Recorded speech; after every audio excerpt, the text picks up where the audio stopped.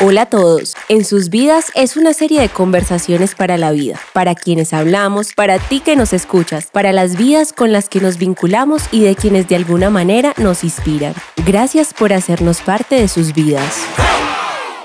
Hola a todos y todas, espero que se encuentren muy bien. En este episodio hablaremos sobre la familia, la diversidad y la educación. Constantemente tenemos una serie de expectativas, de ideales, de categorías desde las cuales pensamos todo lo que nos rodea y hoy vamos a indagar un poco sobre la diversidad en la familia. Mi nombre es Gustavo Patiño y me encuentro con Carolina Estrada. Asimismo, contamos con una invitada especial. En este episodio nos va a estar acompañando Joana Aristizábal. Cuéntanos un poquito de ti. Bueno, muy buenos días. Muchas gracias por la invitación. Soy Joana Aristizábal, licenciada en Educación Especial y candidata a Magíster en Educación de la Universidad de Antioquia. Realmente estoy en este espacio porque el tema que se va a abordar y que nos va a permitir tejer este diálogo parte muchísimo de mi interés, no solo de mi interés profesional, sino también de un interés personal, marcada pues por una historia de vida, una historia encarnada que parte de una diversidad en términos de discapacidad, hermana de un joven con discapacidad intelectual, que también ha marcado unos contextos importantes para desacomodar un poquito las estructuras que han venido hegemonizando todos los discursos sociales y pues en este campo de la educación sobre todo. Bueno, Joana, bienvenida a nuestro programa. Antes de entrar en materia y de conversar sobre la familia y la diversidad, queremos escuchar las voces de los más jóvenes, ellos qué piensan sobre este tema y qué tienen para aportarnos en esta conversación. En aspectos físicos somos muy parecidos y en aspecto sentimental o de hablar o cosas así, sí somos muy diferentes y lo mismo en la cultura, porque a unos les gustan ciertas cosas y a otros no. Y hay veces es muy complejo ponernos de acuerdo en cierta temática o si vamos a hacer algo, porque uno quiere hacer una cosa y el otro quiere hacer otra.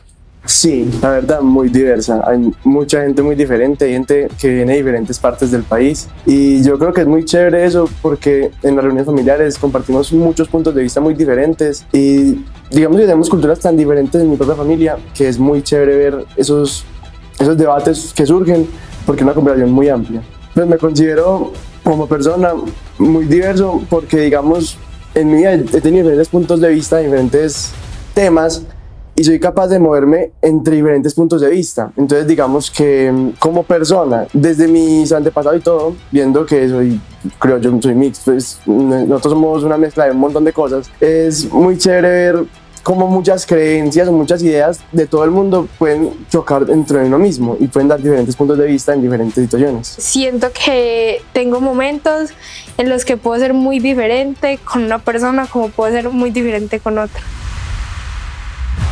Me encanta esto que acabamos de escuchar porque con los chicos de entrada hablamos de diversidad no solo desde la parte neurocognitiva o desde la parte física, sino que hablamos de diversidad cultural, de diversidad de gustos, de diversidad de posiciones frente a la vida. Joana, cuéntanos un poquito de por qué es importante hablar de diversidad. Yo para empezar quisiera retomar unos aspectos que considero relevantes en este diálogo que vamos a tejer y que tiene que ver específicamente con las estructuras familiares, los cuidadores como parte de esas grandes estructuras, la educación y el bienestar emocional. ¿Sí? ¿Por qué? Porque considero que esos son unos aspectos fundamentales para que todos empecemos a comprender un poco el mundo que habitamos, desde sus múltiples relaciones, y allí encaja perfectamente la diversidad. Una diversidad que se contempla no focalizados en ciertos grupos o colectivos, sino una diversidad que es inherente a cada ser humano, porque cada ser tiene unas particularidades en términos de contexto, de lo psicológico,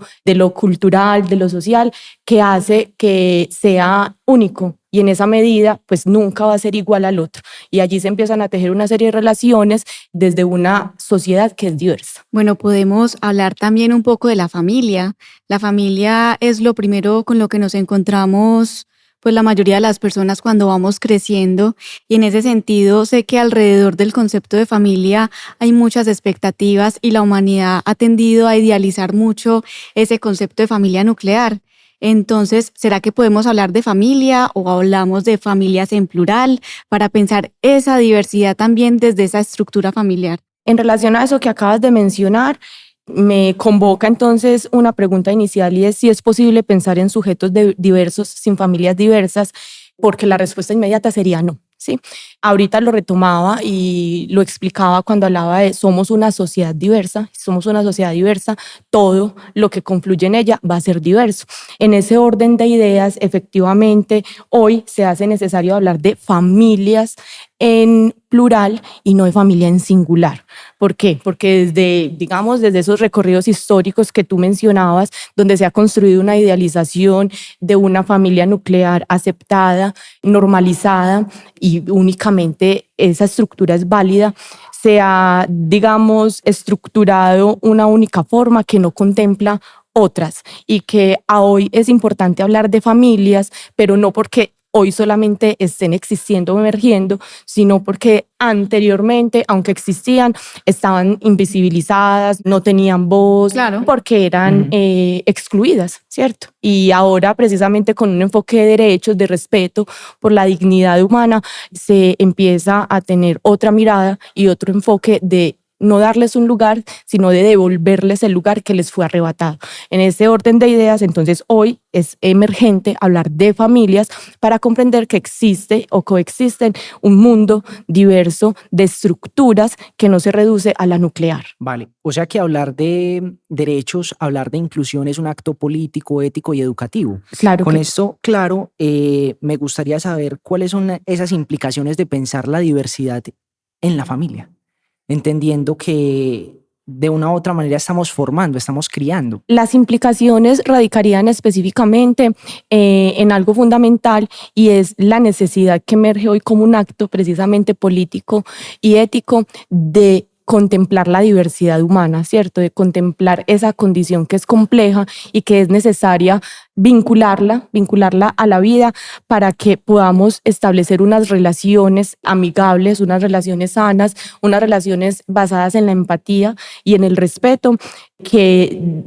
favorezca esos procesos de socialización y de vínculos en este momento, por ejemplo, desde el contexto escolar, entre los estudiantes, si estamos en la familia, entre los miembros e integrantes de la familia, para poder contemplar esas diferencias, y en esa medida, si las reconocemos, las vamos a respetar y vamos a poder tejer esas relaciones. Sabemos que hablando de diversidad y tocando el tema de las familias, también mencionas el tema del contexto escolar, y en ese sentido siempre se escucha en las escuelas que tanto colegio como familias están encargados de formar a los chicos independiente del contexto que tiene cada uno de los estudiantes.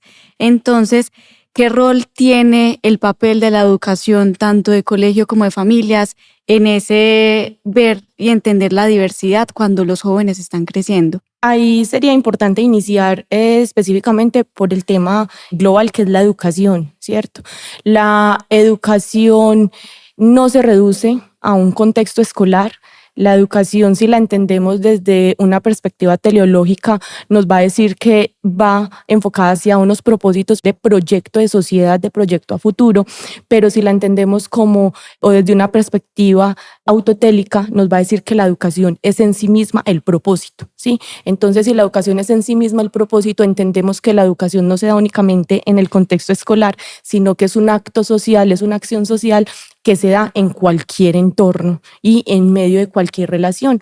Como tenemos de pronto esa confusión en términos de lo que es educación, de lo que significa educar, y de que la educación se da inicialmente o inicia en el entorno familiar, porque es la primera institución social a la que llega la persona para empezar a construir su identidad, para poder, empezar a formarse y a tener unos aprendizajes que van a permitirle crecer y desarrollarse. Cuando entendemos eso, logramos asumir el rol que tenemos como familia en ese propósito, en ese compromiso que es también ético y político de educar, y no relegamos esa función únicamente al entorno escolar, sino que entendemos que es un acto de corresponsabilidad donde las familias, como lo decía ahorita, no la familia, sino las familias deben adquirir un rol fundamental equiparado con el entorno escolar, que de forma articulada pueden orientar ese proceso educativo desde unas acciones muy puntuales. La educación es un acto consciente e inconsciente, ¿sí? Y en esa medida, pues, uno va alternando y ajustando esos propósitos para fortalecer ese proceso educativo de nuestros niños y adolescentes. Ahorita que hablabas de la importancia de hablar de diversidad y tocas la parte emocional, los chicos también nos decían que hay muchas cosas que se van construyendo que a veces son inconscientes. Me gustaría indagar por esos prejuicios que tienen las familias, que tiene el colegio sobre la diversidad. Eso es un tema muy tensionante en realidad, porque efectivamente todas las familias son diversas, ¿cierto? Son distintas. Y cuando hablamos del acto de educar, inmediatamente nos va a convocar a retomar lo que son las costumbres, los valores, las tradiciones que cada familia tiene y que parte como de ese capital heredado, ese capital cultural heredado que ha sido transmitido de generación en generación para decir una familia cómo se estructura y cómo se van dando esas dinámicas. En función de ello, allí obviamente van a circular un montón de prejuicios, de juicios de valor en función de la diversidad, porque tenemos, digamos, mucho miedo a desacomodarnos de lo que históricamente se nos ha dicho que es lo normal, de lo que históricamente nos han dicho que es lo que debe ser, y en esa medida pues uno tampoco puede entrar a juzgar esos prejuicios con los que llegan los niños o con las que llegan las familias, sino que empieza a hacer todo un acto educativo y político para empezar a visibilizar esas diversidades que han sido invisibilizadas. Y cuando de pronto se genera como esa tensión de decir, es que ¿por qué le van a enseñar a mi hijo que existe esta diversidad sexual, que existe esta diversidad en términos de género, por ejemplo? Uno empieza a decir, porque estas personas y estos colectivos se les han arrebatado unos derechos, y si necesitamos, digamos, establecer una relación desde la acogida y desde el respeto por la dignidad humana, tenemos que empezar a visibilizar y a mostrar lo que existe y con lo que coexistimos y habitamos, para desde allí poder tejer como esas relaciones que, como lo decía ahorita, deben ser sanas y amigables. Walt Whitman decía que contengo multitudes, por eso me contradigo, ¿cierto? Teniendo en cuenta esto y hablando de diversidad, dentro de las familias existen unas contradicciones, existen unas formas de conflicto asociadas con la diversidad. ¿Qué nos podrías decir de esto? En términos de los conflictos que emergen en esos contextos relacionados con la diversidad, creo que también parte precisamente de lo que hablábamos al inicio, y era de esa idea estandarizada y universal que tenemos de la estructura familiar, ¿cierto? Que creemos que la única estructura válida es la estructura nuclear, pero que emergen y coexisten otras estructuras que nos van diciendo que hay otras formas en que nos relacionamos, y que parten de cuando definimos o retomamos el concepto de familia, nos remitimos entonces a ese conjunto de personas que establecen un vínculo o un parentesco, y que allí se empiezan a tejer unas relaciones, unas obligaciones y unas emociones que van tejiendo nuestra historia. En función de eso, hay una mujer que se llama Virginia, que estuvo en una conferencia. Ella fue una representante del Instituto Colombiano de Antropología, en una conferencia que hablaban de diversidad, que estaban hablando sobre familias. Uno de los conferencistas mencionaba, y con mucha propiedad, y hablaba sobre la familia colombiana, ¿cierto? Entonces ella empieza a hacer como una reacción de forma reactiva y de forma irónica para decir a cuál familia te refieres, ¿cierto? Como aludiendo a esas diferencias que existen en las familias y que son importantes retomar, porque estamos en un mundo diverso, que tiene una geografía diversa, una cultura diversa, una sociedad diversa, y en esa medida pues las estructuras van a ser diversas. Entonces ahora no hablamos únicamente de una estructura nuclear, sino también de una familia que puede ser homoparental, monoparental, extensa, sin hijos, ¿cierto? Porque eso es otra cosa, claro. ¿Cierto? Eso es otra cosa que también teníamos ligada la idea de que una familia solo era familia si se reproducía, ¿cierto? Si cumplía con la función de reproducción, pero sabemos que una pareja es familia,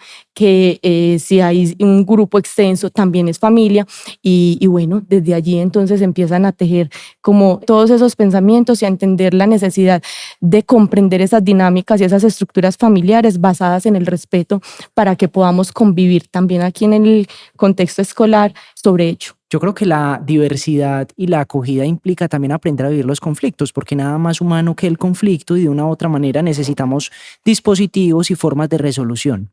A mí me gustaría saber qué prácticas consideras que permiten vivir diversamente y tranquilamente? Las prácticas pueden ser muchas, pero me voy a detener en dos fundamentales, ¿cierto?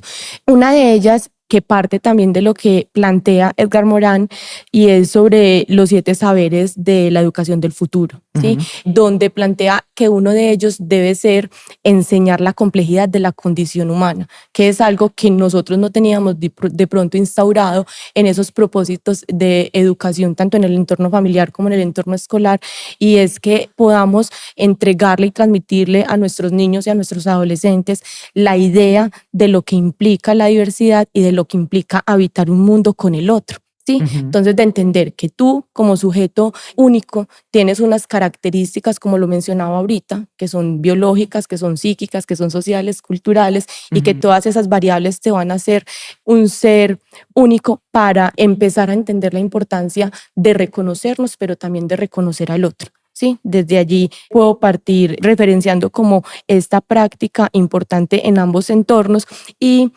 digamos que como segunda práctica que también lo abordamos al inicio y es poder fortalecer un poco lo del cuidado emocional. Y allí retomo lo de la inteligencia emocional que es abordado por Daniel Goleman, ¿cierto? Donde plantea y que en relación con un sociólogo colombiano que es Falsborda, que abordaba precisamente la importancia de sentipensar, ¿cierto?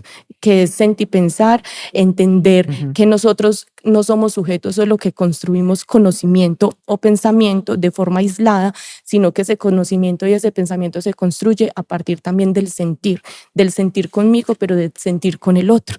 Entonces, poder generar como una conexión desde los aprendizajes, tanto en el entorno familiar y en el entorno escolar, con la vida, una conexión con la vida y con el entorno, que no se fragmente. Yo ahorita hablabas de que existe una tensión cuando se habla de diversidad y a mí me gustaría preguntarte sobre cómo las personas dentro de la cultura podemos acercarnos a este tema de diversidad, entendiendo diversidad en todos sus aspectos de aprendizaje, de género, de familias, etcétera, que no genere tanta tensión, porque sabemos y lo hemos hablado durante toda esta charla, que cuando nos acercamos a es que no es una familia nuclear o hay que pensar de esta u otra manera, se nos sale como de la zona de confort y genera esa incomodidad.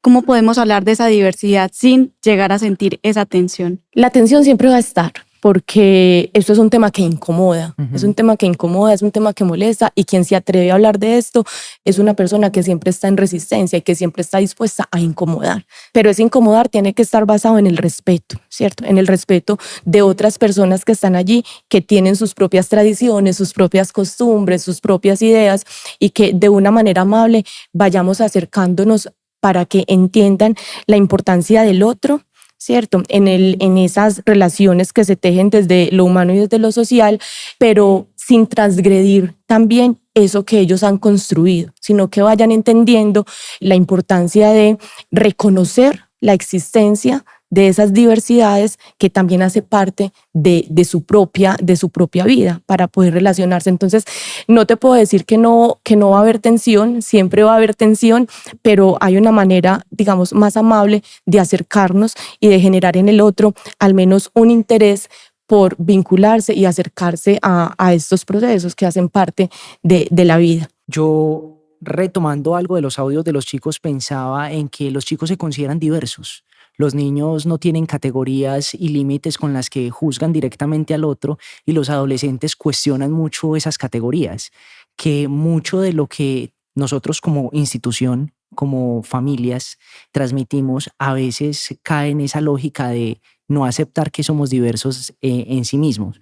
Entonces me voy a guiar ya a tu parte personal y cómo ha sido para ti de manera subjetiva trabajar con familias. ¿Cómo te has sentido? ¿Cuáles han sido las reflexiones que has sacado de eso? Trabajar con familias no es fácil, pero es un reto, ¿cierto? Es un reto, pues yo soy profesora y en este momento estoy asumiendo un cargo distinto, pero que no se aleja ni dista como de todas estas relaciones de acompañamiento con los niños, con los adolescentes, con los profes y también con las familias, ¿cierto? Entonces, el trabajar con familias es precisamente no caer en el mismo error en los que ellos constantemente caen, que es de juzgar o de culpar al otro o de crear unos prejuicios. Yo entiendo que ellos vienen con unas predisposiciones, que ellos vienen con unos juicios de valor que han creado y que tampoco son culpables por ello porque están en una sociedad que es lo que les ha venido transmitiendo, pero de forma amable y en este caso, desde nuestro colegio, llevar la batuta sobre uno de nuestros principios fundantes, que es la acogida, ¿cierto? Entonces, ¿cómo pretendemos que nos acojan si nosotros no acogemos? ¿Cómo pretendemos que nos respeten si nosotros no respetamos? E ir mediando desde situaciones reales, porque las familias necesitan situaciones reales para poder comprender los efectos o las consecuencias que pueden traer el no respetar y el no reconocer al otro con el que se convive diariamente. Joana, es fascinante escucharte, pero como todo en la vida tiene sus límites, llegamos al final de este capítulo. Agradecerte infinitamente por tus reflexiones y dejar la puerta abierta para seguir indagando en posibles capítulos. Nos queda la conclusión de que la responsabilidad de la diversidad es de todos. Y asimismo considero que tenemos que seguir repensando lo que entendemos por familias, lo que entendemos por educación, lo que entendemos por colegio, los roles que habitamos y cómo aprender realmente de nuestros chicos, adolescentes y de las personas que siguen haciendo una forma de resistencia a lo que ya ha sido establecido, lo que es la norma, que en el fondo no es más que una forma de limitar al otro. Bueno, Joana, muchísimas gracias por participar en un episodio de En sus vidas y esperamos que hayas disfrutado de esta conversación. Muchas gracias a ustedes por la invitación. Es un espacio muy importante para poder empezar a visibilizar de otras formas estos temas que, como decías, Caro, genera tensión, pero que esta es una de las maneras y de las prácticas en que podemos permitirle a los otros acercarse y comprenderlo. Entonces, muchísimas gracias. Gracias por hacernos parte de sus vidas.